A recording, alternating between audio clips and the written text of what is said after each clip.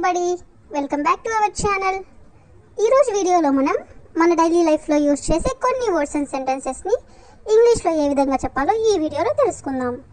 వీడియోని స్కిప్ చేయకుండా ఎండ్ వరకు చూడడానికి ప్రయత్నించండి. వీడియో కనుక నచ్చినట్లయితే లైక్ చేయండి, షేర్ చేయండి. అలాగే మరిన్ని ఇంట్రెస్టింగ్ వీడియోస్ కోసం నా ఛానల్ని మీరు సబ్స్క్రైబ్ చేయండి. ఇప్పుడైతే మనం టాపిక్లోకి వెళ్ళిపోదామా? Let's get in to the topic. First one is నువ్వు ఏమి గొనుకుతున్నావు. నువ్వు ఏమి గొనుకుతున్నావు ఇలా అడుగుతూ ఉంటారు కదా. సో దీన్ని మనం ఇంగ్లీష్లో what are you babbling, what are you babbling. Babbling అంటే కొనకడం అని. నువ్వు ఏమి గొనుకుతున్నావు అంటే what are you babbling. Next one is నీకు ఇంకా కావాలా, నీకు ఇంకా కావాలా. సో దీన్ని ఇంగ్లీష్లో do you need more, do you need more అంటే నీకు ఇంకా కావాలా అని.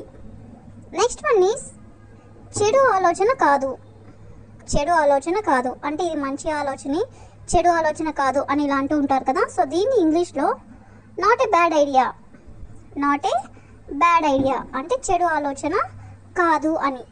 నెక్స్ట్ వన్ ఈస్ నువ్వు నాకు ఎప్పుడు మెసేజ్ పంపవు, నువ్వు నాకు ఎప్పుడు మెసేజ్ పంపవు. సో దీన్ని ఇంగ్లీష్లో you never text me, you never text me అంటే నువ్వు నాకు ఎప్పుడు కూడా మెసేజ్ పంపవు అని. నెక్స్ట్ వన్ ఈస్ ఎందుకు నిశ్శబ్దంగా కూర్చోవు, ఎందుకు నిశ్శబ్దంగా కూర్చోవు అంటే ఎందుకు కుదురుగా కూర్చోవు, ఏదో ఒకటి మాట్లాడుతూ ఉంటావు ఇలా అంటూ ఉంటారు కదా. సో దీన్ని ఇంగ్లీష్లో why don't you sit quietly, why don't you sit quietly అంటే నిశ్శబ్దంగా ఎందుకు నువ్వు కూర్చోవు అని.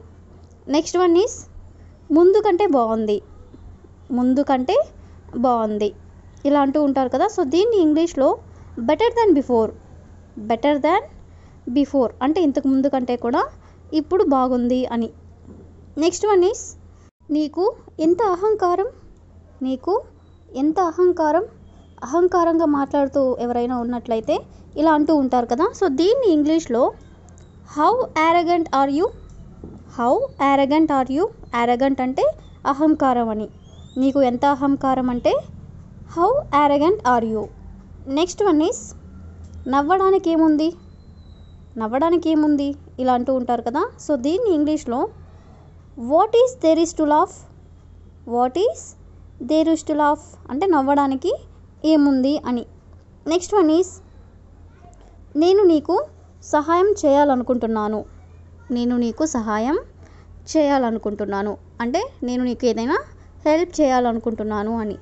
సో దీన్ని ఇంగ్లీష్లో I would like to help you, I would like to help you అంటే నేను నీకు సహాయం చేయాలనుకుంటున్నాను అని. నెక్స్ట్ వన్ ఈస్ నువ్వు నా కోసం ఏమి చేయగలవు, నువ్వు నా కోసం ఏం చేయగలవు అని ఇలా ఎవరినైనా అడగాలనుకున్నప్పుడు what can you do for me, what can you do for me అంటే నా కోసం నువ్వు ఏం చేయగలవు అని. నెక్స్ట్ వన్ ఈస్ అది నా చేతుల్లో లేదు, అది నా చేతుల్లో లేదు ఇలా జనరల్గా అంటూ ఉంటారు కదా. సో దీన్ని ఇంగ్లీష్లో it's not in my hands, it's not in my hands అంటే నా చేతుల్లో లేదు అని. నెక్స్ట్ వన్ ఈస్ ఇతరులపై ఆధారపడవద్దు, ఇతరులపై ఆధారపడవద్దు. ఎవరైనా ఇతరుల మీద ఆధారపడుతూ ఉన్నట్లయితే ఇలా అంటూ ఉంటారు కదా. సో దీన్ని ఇంగ్లీష్లో don't depend on others, don't depend on others అంటే ఇతరులపై ఆధారపడవద్దు అని. నెక్స్ట్ వన్ ఈస్ నిన్ను మళ్ళీ చూడటం నాకు సంతోషంగా ఉంది, నిన్ను మళ్ళీ చూడటం నాకు సంతోషంగా ఉంది.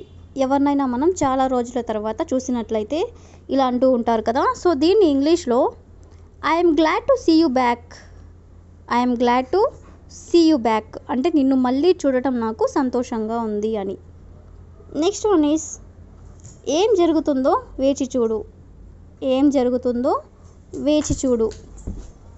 సో దీన్ని మనం ఇంగ్లీష్లో wait and see what happens, wait and see what happens అంటే ఏం జరుగుతుందో వేచి చూడు అని.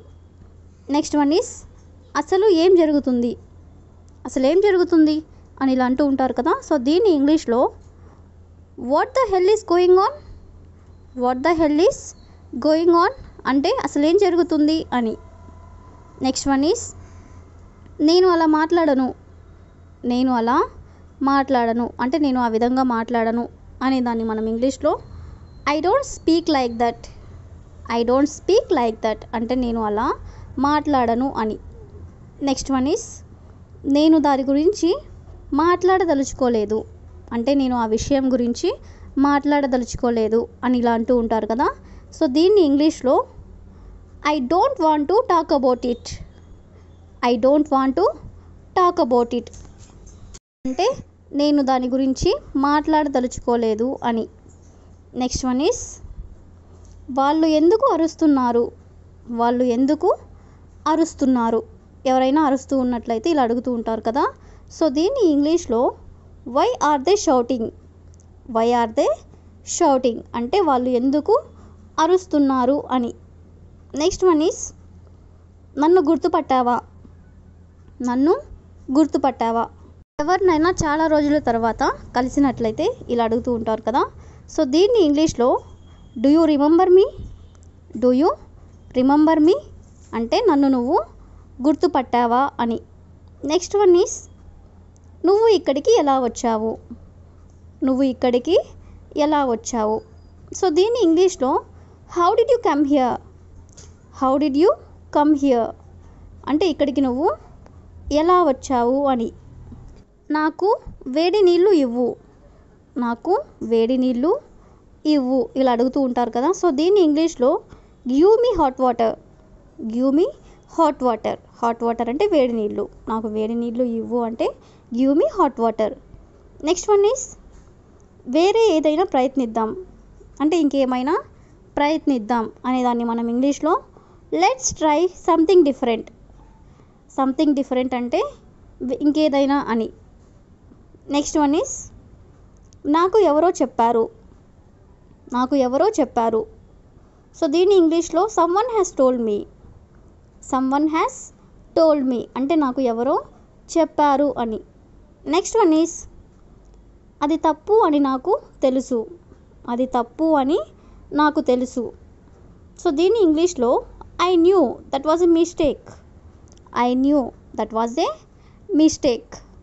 అది తప్పు అని నాకు తెలుసు అంటే I knew that was a mistake.